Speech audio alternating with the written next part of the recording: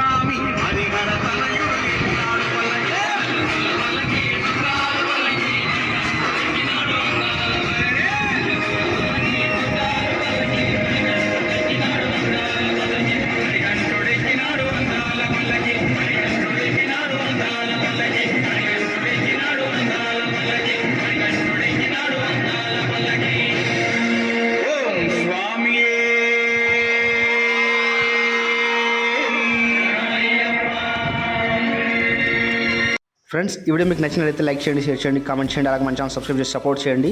జై హింద్, జై భారత్, జై శ్రీరామ్. మీ వాసు సైనింగ్ ఆఫ్.